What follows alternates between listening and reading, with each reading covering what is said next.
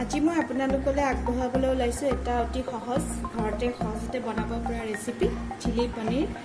তো তাৰ কাৰণে মই 450 গ্ৰাম পনীৰ লৈছো, টেমা পনীৰ লৈছো। আপোনালোকে পেকেট পনীৰ ইউজ কৰিব পাৰে।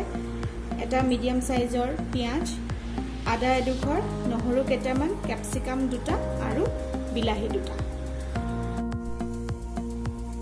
সবজিখিনি মই ধুনীয়াকৈ কাটি ললো। ক্যাপসিকাম, বিলাহী, পিয়াজখিনি মই স্কোয়াৰ সাইজত কাটি ললো আৰু আদা ৰসুনখিনি মই পেষ্ট কৰি লোৱা নাই, গ্ৰেটাৰত গ্ৰেট কৰি ললো।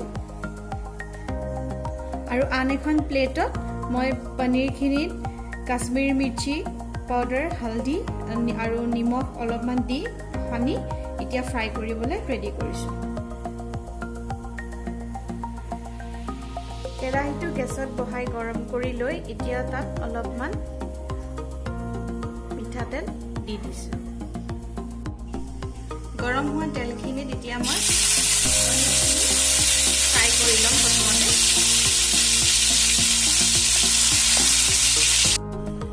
মোৰ পনীৰখিনি ফ্ৰাই কৰি হৈ গৈছে। এতিয়া সেই গৰম তেলতে মই এতিয়া আমাৰ কাটি থোৱা সবজিখিনি গৰম তেলত পিঁয়াজ,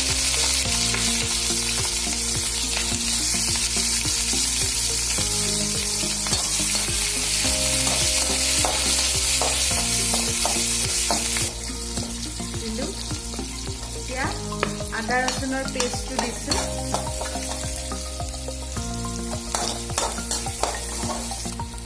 পিঁয়াজখিনি অলপমান ফ্ৰাই কৰি হোৱাৰ পিছত ক্যাপসিকামখিনি দিলো আৰু লগতে বিলাহীখিনি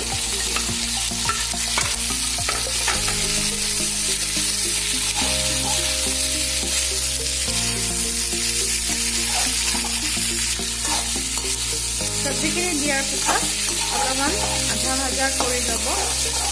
পুৰা সিজিব নালাগে, অলপমান ফ্ৰাই কৰাকৈ ভাজি ল'লে।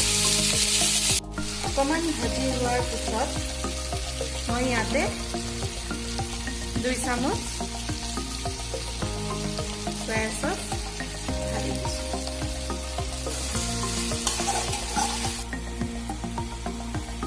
আৰু অকণমান মই সবজিখিনি সিজিবৰ কাৰণে নিমখ দি দিছোঁ সোৱাদ অনুযায়ী।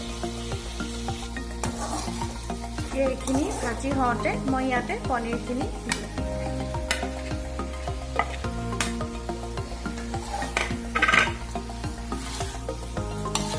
পনীৰখিনি দি অকণমান লৰাই দিব। চামুচ কৰ্ণফ্ল'ৰ অলপমান ঠাণ্ডা পানী দি গুলি ললো। এতিয়া মই এইখিনি আমাৰ হৈ থকা পনীৰখিনি দি দিম। এতিয়া মই কৰ্ণফ্ল'ৰখিনি আমাৰ পনীৰখিনি ঢালি দিম। ঢালি পেলাই অকণমান লৰাই দিব। এতিয়া জুইটো অকণমান কম কৰি কৰ্ণফ্ল'ৰটো দিয়াৰ পিছত অকণমান উতলিবলৈ ৰাখি দিব। এতিয়া আমি দেখিছোঁ যে আমাৰ জোলখিনি শুকাই আহি আছে। যিখিনি আমি পানী ঢালিছিলোঁ ইয়াতে কৰ্ণফ্ল'ৰৰ লগত, সেইখিনি শুকাই আহি আছে। মই ইয়াতকৈ আৰু কম পাব দৰকাৰ নাই, হৈ গৈছে। তো এতিয়া মই গেছটো অফ কৰি দিলোঁ। এয়া আমাৰ চিলি পনীৰ ৰেডি। আৰু লগতে আৰু আপোনালোকক যাতে নতুন নতুন ৰেচিপি আগবঢ়াই থাকিব পাৰোঁ, তাৰ কাৰণে আমাৰ চেনেলটো ছাবস্ক্ৰাইব কৰিবলৈ নাপাহৰিব।